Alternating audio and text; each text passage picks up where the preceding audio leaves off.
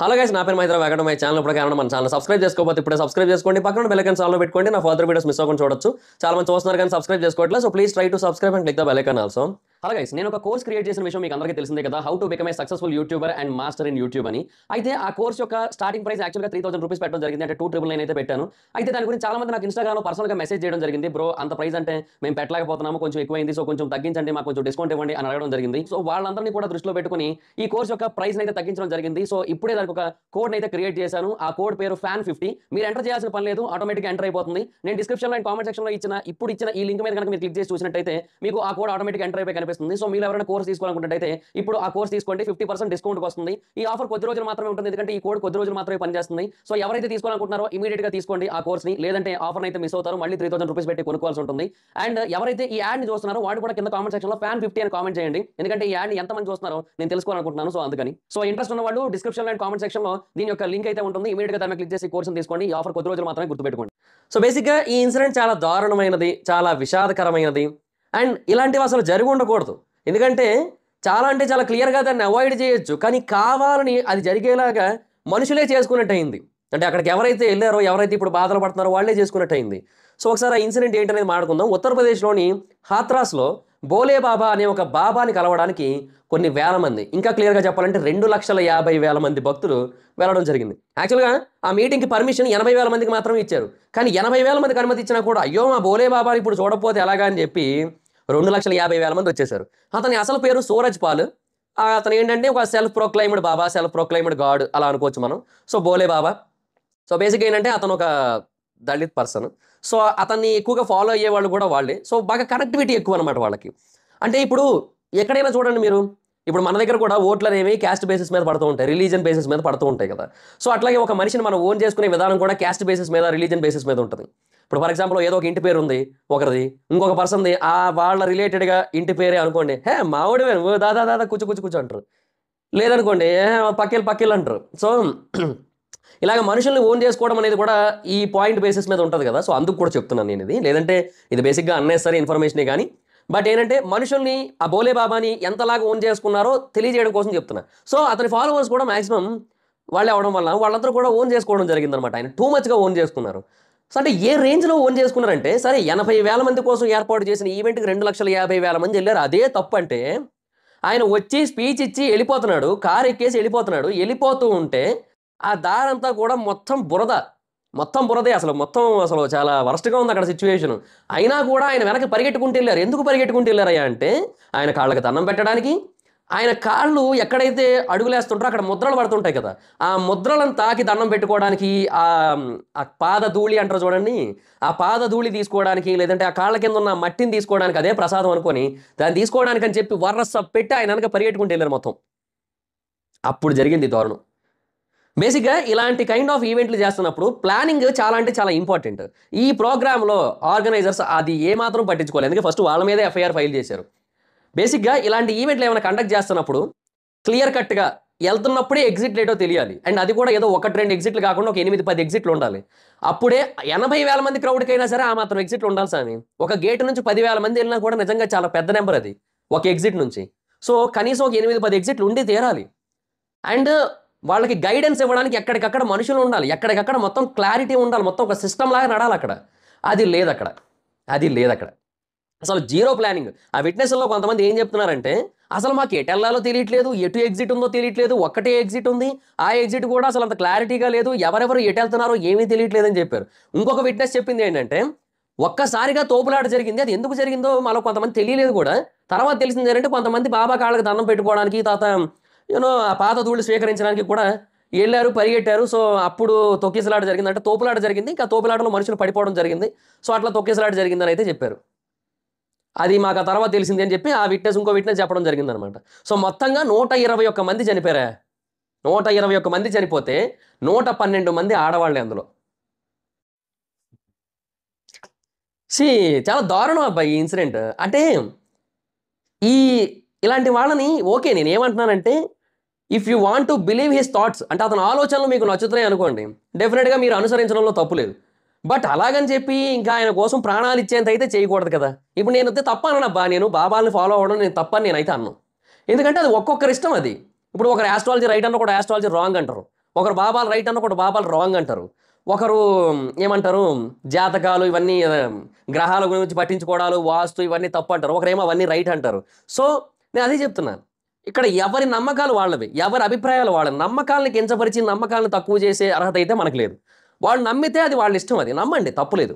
కాకపోతే మనం ఏం చేస్తున్నాం, అరే అక్కడ ఏమైనా జరిగితే, అరే ఇట్లా చాలా జరిగినాయి కదా ఇంతకుముందు, మధ్యప్రదేశ్లో జరిగాయి, వైష్ణోదేవి మాతాలయంలో జరిగాయి, కేరళలో జరిగాయి, ఆంధ్రప్రదేశ్లో పుష్కరాల టైంలో జరిగాయి. భారతదేశంలో ఎప్పుడు ఏదో ఒక మూల ఏదో ఒక చోట జరుగుతూనే ఉంటాయి ఇలాంటి తొక్కిసలాట్లో మనుషులు చనిపోవడాలు. తెలుసుకోవాలి కదా, అరే మనం ఎక్కడికి వెళ్తున్నాం, తిరిగి వస్తామా లేదా, ఎంతమంది ఉంటారు అక్కడ, ఇవన్నీ చూసుకోవాలి కదా. నమ్మకానికి తప్పు లేదు, కొన్ని గుడ్డి నమ్మకాలు ఉంటాయి, అవి తప్పు. ఇప్పుడు చూడండి, ఆయన పాదతోడి స్వీకరిస్తే అయిపోద్దండి, ఏం చెప్తామా ఇంకా. నేను అదే చెప్తున్నా, భారతదేశంలో చాలామంది ఇలాంటి దొంగ బాబాలు, అంటే ఈ దొంగ బాబా నేను అనట్లేదు, బట్ ఆయన మీద పీపుల్కి ఉన్న నమ్మకం ఏదైతే ఉందో అది వరస్టే డెఫినెట్గా. నేను అదే అంట, ఇది అంటే అది మరీ టూ మచ్ మూఢనమ్మకం అయిపోయింది అది. ఇప్పుడు ఆయన చెప్పే మాటలు నమ్మి ఆయన ఏదైతే మార్గంలో నడవండి అని చెప్తారో ఆ మార్గంలో నడిచామనుకోండి, అది మనకు కరెక్ట్ అనిపిస్తే అది ఓకే, అంతవరకు ప్రాబ్లం లేదు. పాతతోడి తీసుకుంటే ఏందా ఇది నాకు అర్థం కాలే.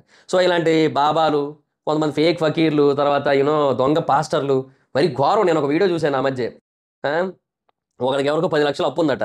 పాస్టర్ కాసేపు తల మీద పెట్టి ఏదో చదివాడు మొత్తం. చదివిన తర్వాత ఇంక ఇప్పుడు నీకు ప్రశాంతంగా ఉంటుందని ఈ అప్పంతా పోతుంది అంటున్నాడు. 10 లక్షలు అప్పు ఎడికి వెళ్ళిపోతుంది, నాకు అదే అర్థం కాలే. వాడు కూడా ఇప్పుడు నాకు అంతా చాలా బాగుంది, నాకు చాలా ఆనందంగా ఉంది, ఇప్పుడు నాకు అప్పంతా తీరిపోయినట్టుగా మనసంతా చాలా ప్రశాంతంగా ఉంది. ఏంటి చెప్తున్నావు భయ్యా, నాకు అర్థం కాలేదు అనుకున్నాను నేను ఆ వీడియో చూసినంతసేపు కూడా.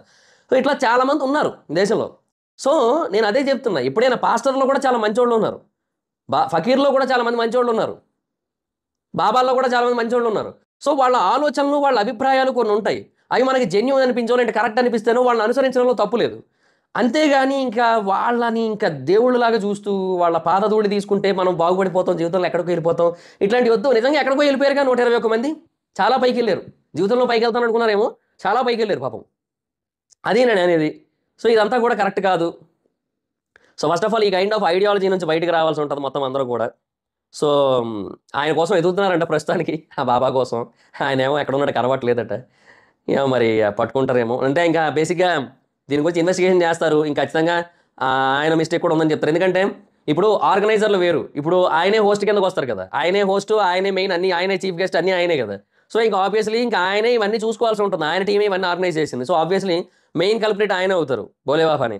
సో ఆబ్వియస్లీ ఇంకా ఆయన ఏదైతే ఆర్గనైజ్ చేశారో ఈవెంట్ అది కరెక్ట్గా చేయలేదు కాబట్టి దానివల్ల ఇదంతా జరిగింది కాబట్టి డెఫినెట్గా ఆయన మీద ఇదంతా పడుతుంది. చూడాలి మరి ఏం చేస్తారు. ఇక ఉత్తరప్రదేశ్లో ఇలా జరిగింది, చాలా దారుణం ఇది.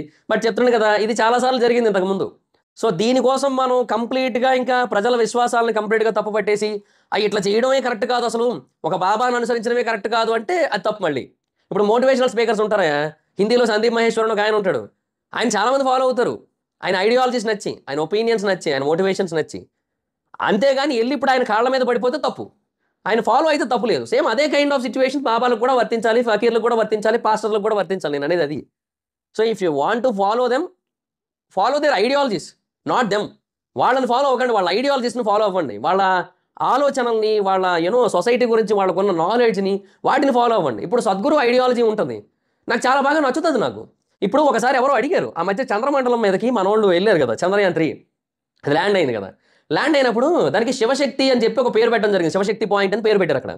సో ఎవరో అడిగారు అనమాట, అదేంటది ఇప్పుడు చంద్రుడి మీద మనం ల్యాండ్ అయ్యాం, దానికి ఒక పర్టికులర్ కంట్రీకి చెందిన కల్చర్ రిలేటెడ్గా పేరు పెట్టడం ఎంతవరకు రైట్ అని అడిగారు. అడిగితే దానికి సద్గురు చాలా క్లియర్గా ఒకటే చెప్పారు ఆయన, ఏమని, ఇప్పుడు యురేనస్, నెప్ట్యూన్, తర్వాత మిగతా గ్రహాలు ఉన్నాయి కదా, ప్లూటో, ఇవన్నీ ఉన్నాయి కదా, ఈ గ్రహాలన్నిటికీ కూడా గ్రీక్ కల్చర్ నుంచే పేర్లు పెట్టడం జరిగింది. సో వాటన్నిటికీ కూడా ఒక కంట్రీ రిలేటెడ్ కల్చర్ గురించి పేర్లు పెడితే తప్పులేదు, కానీ మన కల్చర్ గురించి పెడితే ఏమైపోయింది.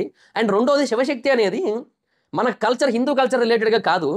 శివశక్తి అంటే శివ్ అంటే మెన్, శక్తి అంటే ఉమెన్.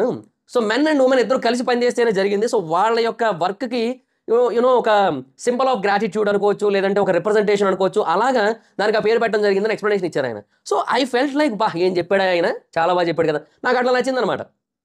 సో అలాగే సేవ్ సాయిల్ కోసం ఆయన చేసి ఇవన్నీ నచ్చుతాయి. సో ఇలాగ ఐడియాలజీస్ని ఫాలో అవ్వడం వేరు, అంతేగాని సద్గురు కనబడ్డాడు కదా చెప్పి పోయి కాళ్ళ మీద పడిపోవడం, లేదంటే ఆయన జుట్టులోంచి ఆయన తెలియకుండా ఇట్లా ఒక వెంట్రుకు తీసి అమ్మ సద్గురు వెంట్రుకు దొరికిందని చెప్పి ఫోటో ఫ్రేమ్ కట్టించుకుని దేవుడి గదిలో పెట్టుకోవడాలు, ఇట్లాంటివన్నీ చేయకూడదు. అది మ్యాటర్. ఇది అర్థం చేసుకున్న నాడు అందరూ కూడా బాగుపడతారు, లేదంటే లేదు. ఇంకా అది మ్యాటర్. ఇంకా సో అదిగా సిచ్యువేషన్. ఇప్పుడు నేను దేవుడిని ఎందుకు నమ్ముతా? నాకు దేవుడు ఐడియాలజీస్ నచ్చుతాయి కాబట్టి. అంతే, ఇది కూడా అంతే, ఎవరైనా అంతే. నేను దేవుడిని నమ్ముతా, నేను దేవుడిని అనుసరిస్తా, ఖచ్చితంగా చేస్తా. సో అది అలా ఉంటే ఓకే. అంతేగాని ఇంకా దేవుడి కోసం ప్రాణాలు ఇచ్చేయమంటే నేను ఎవరుగా? ఇప్పుడు ఫర్ ఎగ్జాంపుల్ ఏదైనా ఒక ఊర్లో బాగా వరదలు వస్తున్నాయి, ఆ ఊర్లో ఒక మనిషి తన ప్రాణాన్ని అర్పించాల్సి ఉంటుంది దేవుడికి, అప్పుడు ఆ వరదలు ఆగిపోతే అని అనుకోండి, నేను ఇవ్వ అట్లా ఉంటా. సో ఇలా ఉంటేనే బెటర్. అంటే మనం ఎమోషనల్గా ఉండడం కరెక్టే, కానీ అది మనకు ఉపయోగపడేంత వరకే. మనకు ఉపయోగపడేంత వరకు ఎమోషనల్గా ఉంటే ఆ తర్వాత ప్రాక్టికల్గా లాజికల్గా ఉండాల్సి ఉంటుంది. మనం ఉపయోగాన్ని మించిపోయి మనం ఎమోషనల్ స్టేట్లోకి వెళ్ళిపోతే ఇలాంటి దారుణాలు చూడాల్సి ఉంటుంది మనం. సో అందరూ కూడా be careful with your thoughts and ideologies, అది మ్యాటర్. సో దాట్స్ గైస్, ఇది నా ఒపీనియన్, ప్యూర్లీ నా ఒపీనియన్ మాత్రమే. ఎవరైనా హర్ట్ అయి ఉంటే క్షమించండి అయ్యా దయచేసి నన్ను. సో ముందే చెప్తున్నా, కేవలం నాకు అనిపించింది మాత్రమే నేను చెప్తున్నాను. మీకు ఏమనిపించిందో ఇన్సిడెంట్ మీద మీ ఒపీనియన్ కింద కామెంట్ సెక్షన్లో తెలియజేయండి. So that's guys, thanks for watching the video. కానీ మీకు నచ్చినట్లయితే లైక్ చేయండి, వీడియో షేర్ చేయండి. ఎప్పుడో కేవలం మన ఛానల్ సబ్స్క్రైబ్ చేసుకోకపోతే ఇప్పుడే సబ్స్క్రైబ్ చేసుకోండి. పక్కన బెల్ ఐకాన్ ఆల్లో పెట్టుకోండి, నా ఫర్దర్ వీడియోస్ మిస్ అవ్వకుండా చూడొచ్చు. చాలా మంది చూస్తున్నారు కానీ సబ్స్క్రైబ్ చేసుకోవట్లేదు. So please try to subscribe and click the bell icon also. నా ఇన్స్టాగ్రామ్ ఐడి జబర్దస్త్ మైత్రం, అక్కడ కూడా వచ్చి ఫాలో అవచ్చు. Thank you so much. Baba, meet next video.